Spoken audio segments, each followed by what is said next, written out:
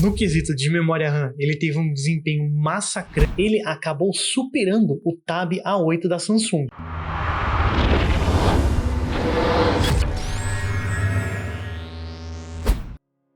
Fala galera, tudo bem? No vídeo de hoje, vamos testar um tablet lançamento da marca Blackview, que é uma fabricante chinesa com sede em Hong Kong fundada em 2013, cujo foco em dispositivos são tablets e smartphones, além de outras. Bom pessoal, antes de tudo, vamos começar essa análise com o unboxing.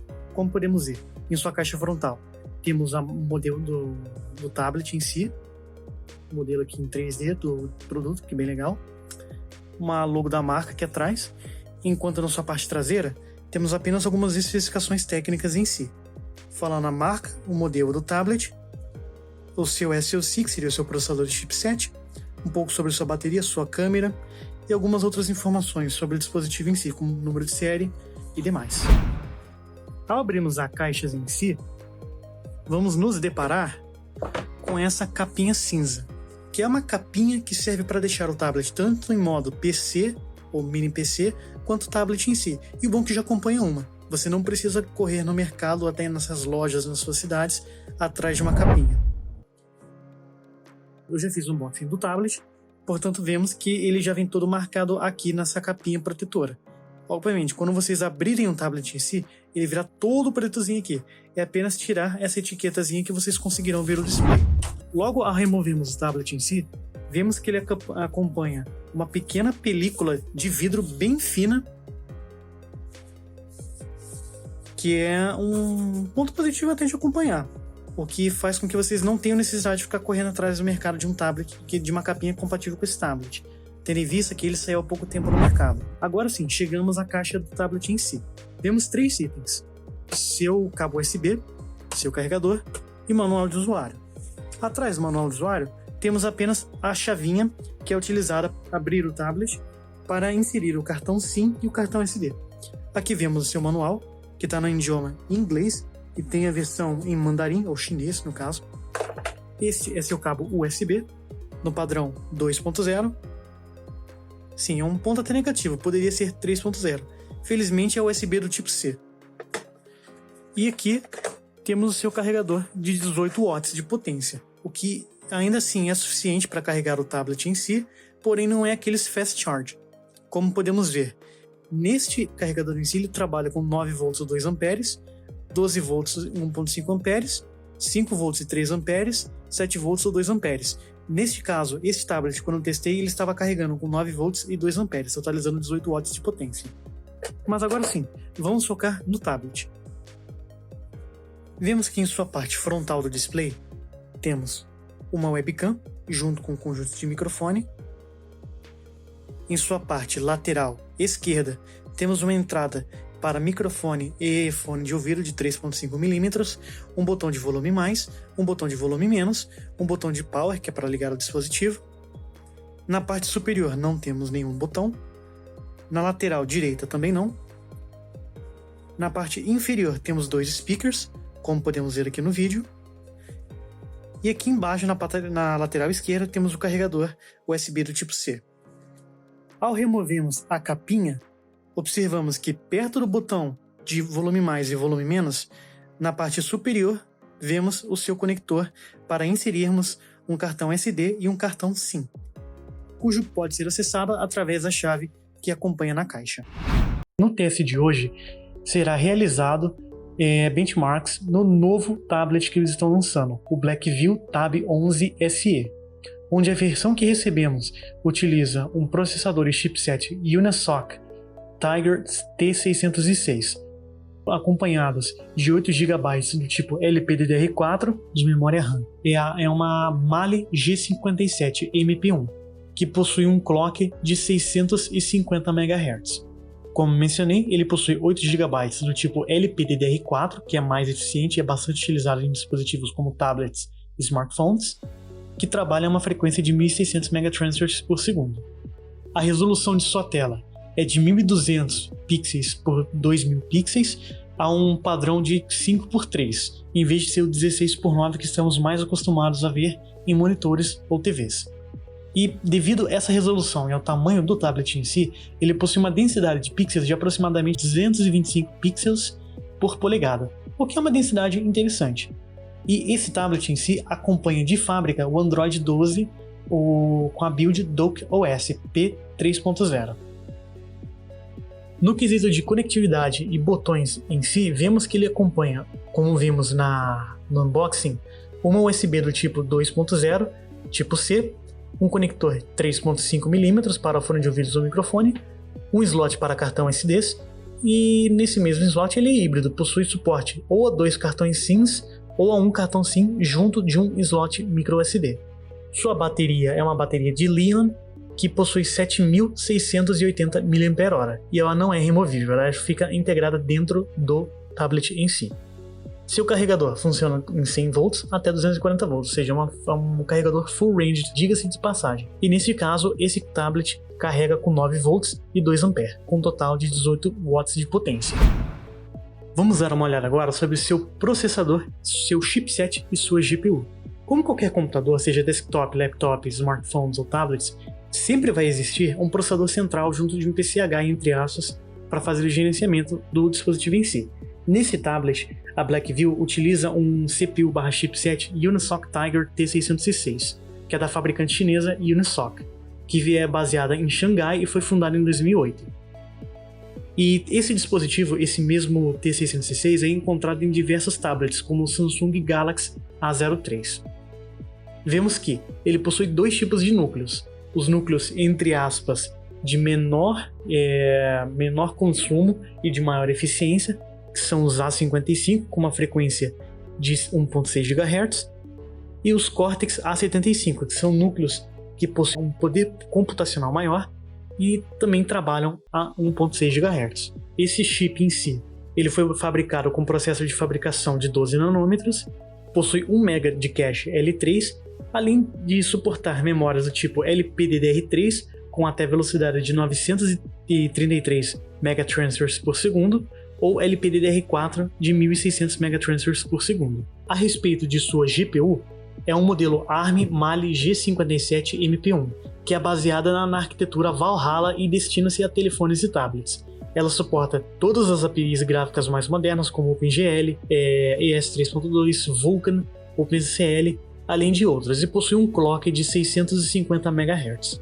Se tratando a respeito de sua memória e seu armazenamento, algo que com certeza faz esse tablet se destacar em relação aos seus demais competidores, tanto locais quanto da China, são o fato desse tablet possuir 8 GB de memória RAM, até mesmo em sua versão entre aspas mais simples de 128 GB. É algo que estamos começando a ver em smartphones mais topo de linhas, como por exemplo o novo lançamento da Samsung, o Galaxy S23, que é um celular que, embora seja topo de linha, custa mais de R$4.000. Com certeza essa quantidade de RAM ajuda a deixar o sistema operacional mais, entre aspas, livre e solto para que os programas consigam rodar em segundo plano sem haver nenhuma queda de desempenho ou necessidade de fazer aquele swap com a memória flash. Entretanto, não é apenas de uma memória RAM que você consegue fazer um desempenho de um tablet ser bom ou ruim.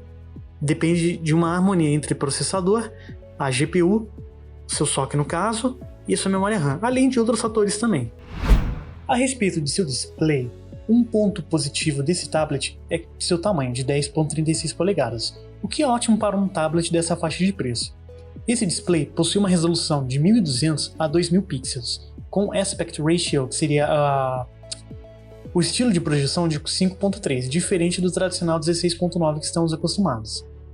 Devido a esse tamanho de tela e sua resolução, sua densidade, como mencionamos, é de 225 pixels por polegada, o que é decente.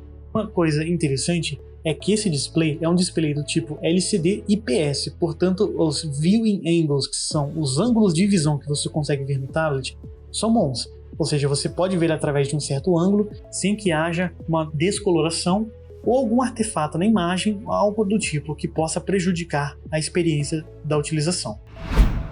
Vamos partir agora para os principais benchmarks utilizados em tablets e smartphones. Vamos começar com o benchmark da 3D Mark, a Wildlife. Nesse benchmark, para a versão de Android, são realizados testes para comparar o desempenho gráfico e geral do tablet com outros dispositivos. Esse teste possui 1 minuto de duração e mede a capacidade do dispositivo de prover um desempenho alto por curtos períodos, utilizando uma resolução de renderização de 2560 por 1440, com cargas de trabalho similares às encontradas em games mobiles, utilizando a API Vulkan. Neste primeiro benchmark, vemos que no quesito de pontuação, o Blackview Tab S11 acaba ficando atrás do Samsung Tab A8, que é um concorrente que é encontrado aqui no Brasil por um preço um pouco abaixo, caso formos contar com a tarifação, se formos considerar uma taxa de 60%, elevando esse tablet a um valor próximo de R$ 1.600. Entretanto, este tablet da Samsung, durante o momento de gravação dessa análise, se encontrava por volta de R$ 1.300, cerca de 300 a 400 reais acima do valor que é encontrado esse tablet da Blackview diretamente no AliExpress. E vemos que nesse benchmark, no quesito apenas de pontuação, o Tab A8, devido à sua SoC e sua GPU, ele acabou se saindo um pouco melhor. E vemos também na mesma coisa no quesito de frame rate. Não fiquem assustados, pois esse teste é um teste muito pesado, então não vamos ver tablets e telefones rodando a 30 a 60 fps. Entretanto, ainda assim foi uma taxa de frames bem menor do que o Tab A8. Já nesse outro teste, agora o 13 Mark Slingshot, é utilizada a API OpenGL ES 3.0 para tablets e smartphones. Ele mede o poder computacional da GPU e pode testar também CPUs em cálculos de física. Aqui nesse benchmark ele apresentou um desempenho muito próximo de dispositivos como o Asus ZenPad Z8S, ficando à frente por alguns pontos. Relembrando que esse tablet da Asus utilizava um Snapdragon 652 com 8 núcleos Cortex ARM A72 e mais 4 núcleos Cortex ARM A53, acompanhado de uma GPU Adreno 510 que roda a 550 MHz. Isso é um tablet com desempenho semelhante a esse, levando em consideração que é um SoC da Snapdragon bem antigo. Ele também ficou atrás do Samsung Galaxy Tab A8, que possui 4 GB de memória, que é metade do que o fabricante da Blackview oferece, e 1/4 do seu armazenamento. E um Unisoc Tiger, só que é a versão T618, que possui essa mesma configuração, só que os seus núcleos Cortex A75 e seus Cortex A55 possuem uma frequência de 2 GHz, ao invés de 1.6. E sua GPU é uma Mali G52, com uma frequência maior de 850 MHz. Partindo para o PCMark Work 3.0 no quesito de performance, é realizado um aglomerado de tarefas com foco em cenários casuais como web browsing, tempo que leva como web browsing, que é medido o tempo que leva para renderizar uma página, edição de vídeo, projetos de documentos, salvar documentos em si, dentre diversos outros cenários. Neste cenário em si, o Blackview Tab 11 SE obteve um resultado quase idêntico a um Xiaomi Redmi Note 8, que é um telefone cujo eu estou utilizando no momento, que possui um SoC da Helios G85. E ele também, neste cenário, ficou um pouco atrás do Tab A8 da Samsung. Entretanto, neste quesito, a sua pontuação foi muito pouco inferior ao Tab A8, o que foi um ponto positivo. Neste segundo teste do PCMark Work 3.0, vamos testar a durabilidade de bateria. Neste teste foi realizado 2 configurações, com 25% de brilho de bateria e o tablet com brilho no máximo. Deve-se levar em consideração que este benchmark ele faz o cálculo de tempo realizando com o tablet 100% de bateria até ele chegar em 20% de bateria. Quando ele chega em 20% de bateria, ele para o cronômetro. Vemos que com um brilho de 1/4 basicamente, ou seja, próximo de 20 a 25%, ele durou mais de 10 horas, utilizando cargas realísticas como vemos no teste anterior, como browsing de vídeos, edição de vídeos, projeção de documentos, web browsing em si, além de outras tarefas. Apenas quando aumentamos o brilho em sua maior intensidade de 100%, ele durou basicamente metade, cerca de 5 horas e 11 minutos, o que ainda assim é uma boa durabilidade para um tablet dessa faixa de preço. Vamos agora utilizar o Crossmark, que é uma ferramenta de benchmark nativo multiplataforma que mede o desempenho geral do sistema e a capacidade de resposta do sistema utilizando modelos de aplicativo de mundo real. Nesse benchmark serão realizadas 3 categorias, no quesito de produtividade, criatividade e responsividade. No cenário de produtividade, contém subcenários de edição de documentos, como planilhas e navegação de internet. O cenário de criatividade possui subcenários como edição de fotos, organização de fotos e edição de vídeo. E o responsividade contém modelos de uso, como lançamento de aplicativos, os seus tempos de carregamentos e dentro de outros testes em si. Vemos que no desempenho geral, ele acabou superando o Tab A8 da Samsung, que possui 4 GB de memória RAM e 64 GB de armazenamento. Nesse benchmark, novamente, o tablet apresentou um resultado muito similar ao Samsung Tab A8, que encontramos no Brasil a cerca de R$ 1.300 a R$ 1.500, sendo que apenas no quesito de responsividade ele conseguiu uma leve vantagem, muito provavelmente devido à sua maior quantidade de memória RAM, que facilita o sistema Android dessa build ter mais espaço livre para alocar para aplicativos, tendo em vista que essas novas builds de Android têm como costume o maior consumo de memória RAM do que algumas builds anteriores. Vamos agora para o AnTuTu Benchmark, que é um dos benchmarks mais conhecidos e mais utilizados em tablets e smartphones, onde ele realiza testes avançados em CPU, GPU e sua memória RAM, além de processamento de dados como criptografia, processamento de imagens e outros traces. Vimos que no seu quesito de pontuação geral, o Blackview ele teve uma pontuação de muito próxima de 242 mil pontos, enquanto o Tab A8 teve uma pontuação de 220 mil.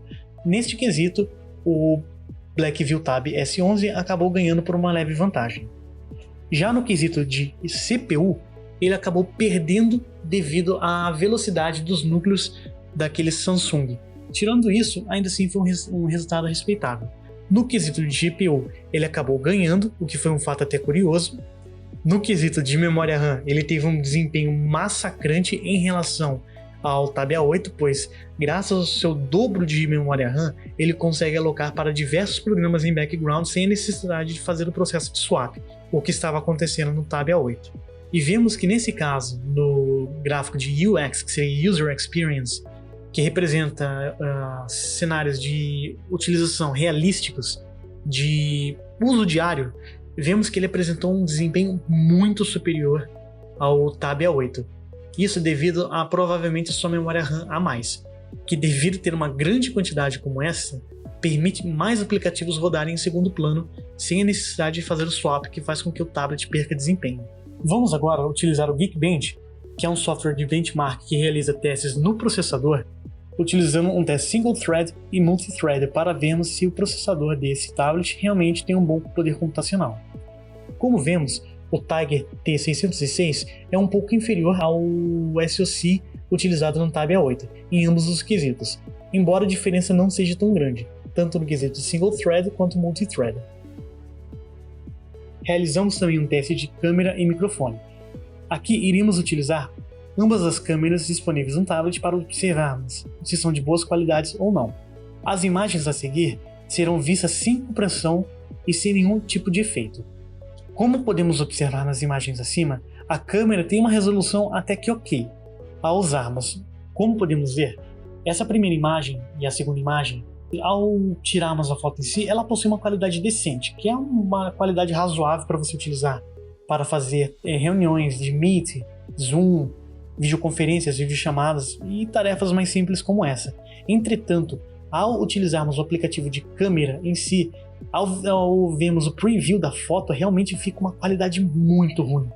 Só que ao tirarmos com a foto e utilizarmos outro aplicativo, a qualidade melhorou bastante. Essa primeira imagem, que é uma imagem um pouco mais clara, é a imagem da câmera frontal, que é a que fica na parte da frente do tablet.